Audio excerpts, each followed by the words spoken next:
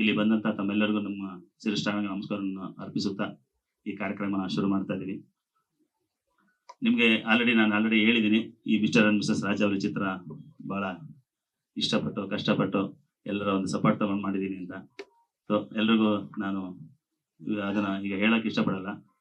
ಮುಖ್ಯವಾಗಿ ನನ್ನ ಆಸೆ ಆಕಾಂಕ್ಷೆಗಳು ಸಿನಿಮಾ ರಂಗಕ್ಕೆ ಏನ್ ಬರ್ಬೇಕು ಅನ್ಕೊಂಡಿದ್ದೀನಿ ಅದನ್ನ ಇವತ್ತು ನಾನು ಹೇಳೋ ಸಂದರ್ಭ ಬಂದಿದೆ. ಇಲ್ಲಿ ನಮ್ಮ ಮುಂದ್ಗಡೆ ಕೂತಿದಾರಲ್ಲ ಅವರೇ ನಿಜವಾದ ಹುಲಿಗಿ, ಹುಲಕೋಟಿ ಹುಲಿ ಸಾಹೇಬ್ರು.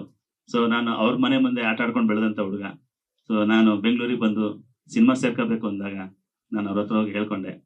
ಆಗ ಒಬ್ಬರು ಅವ್ರ ಸ್ನೇಹಿತರನ್ನ ಕರೆಸಿ, ನಮ್ಮ ಹುಡುಗ ಸಿನಿಮಾ ಮಾಡ್ಬೇಕು ಅನ್ಕೊಂಡಿದ್ದೇನೆ, ಇವಂಗೊಂದು ಅವಕಾಶ ಕೊಡಿ ಅಂತ ಹೇಳಿದ್ರು 2001ನೇ ಇಸ್ವಿಯಲ್ಲಿ. ಅವತ್ತಿಂದ ನನ್ನ ಸಿನಿಮಾ ರಂಗ ಶುರುವಾಯಿತು. ಸೊ ಹಾಗಾಗಿ ನಾನು ಒಂದು ಸಿನಿಮಾ ಅಸಿಸ್ಟೆಂಟ್ ಆಗಿ ಕೆಲಸ ಮಾಡಕ್ಕೆ ಶುರು ಮಾಡಿದೆ. ಅಲ್ಲಿಂದ ಅಸೋಸಿಯೇಟ್ ಎಲ್ಲ ಶುರು ಮಾಡಿ ಡೈರೆಕ್ಷನ್ ಡಿಪಾರ್ಟ್ಮೆಂಟ್ ಬಂದಿದ್ದೀನಿ. ನನ್ನ ಮೊದಲನೇ ಚಿತ್ರ ಹುಲಿಕೋಟಿ ಹುಲಿ ಅಂತಾನೆ ಮಾಡ್ಬೇಕು ಅಂತಂದು ಸ್ಕ್ರಿಪ್ಟ್ ಮಾಡಿ ಸಾಹೇಬ್ರ ಹತ್ರ ಹೋಗಿ ಹೇಳಿದೆ. ಎಲ್ಲ ನೋಡಿದ್ರು.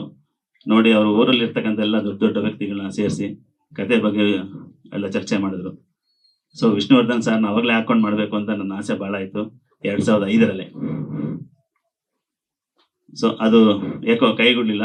ಯಾಕಂದ್ರೆ ದೊಡ್ಡ ಪ್ರಾಜೆಕ್ಟ್, ಚಿಕ್ಕ ಹುಡುಗ ಹೆಂಗೆ ಏನು ಅಂತಂದು ಒಂದು ನಿಂತ್ಕೊಂಡು ತಿರ್ಗ ಮತ್ತೆ ನಾನು ಮತ್ತೆ ಅಸಿಸ್ಟೆಂಟ್ ಅಸೋಸಿಯೇಟ್ ಕೆಲಸ ಮಾಡ್ಕೊಂಡು ಈಗ ಕೈಗೂಡಿದೆ. ಅದಕ್ಕೆ ಸಾಹೇಬ್ರ ಕಡೆಯಿಂದ ನನ್ನ ಮೊದಲನ ಒಂದು ತುಣುಕು ನಾ ಸಾಹೇಬ್ರ ಕೈಲೇ ಬಿಡುಗಡೆ ಮಾಡಿಸ್ಬೇಕು ಅಂತಂದು ನಾನು ಕಾಯ್ತಾ ಇದ್ದೆ. ಇವತ್ತು ಆ ಯೋಗ ಕೂಡ ಬಂದಿದೆ. ನನ್ನ ಬರ್ತಡೇ ಅದೃಷ್ಟನೇ ಏನೋ ಗೊತ್ತಿಲ್ಲ, ಸಾಹೇಬ್ರು ಒಂದು ವರ ಇವತ್ತು ಸಿಕ್ಕಿದೆ ನಮ್ಗೆ. ನಾನು ನಿಜವಾಗ್ಲೂ ಅವ್ರಿಗೆ ಚಿರೋಣಿ ಆಗ್ತಾ ಇದ್ದೀನಿ.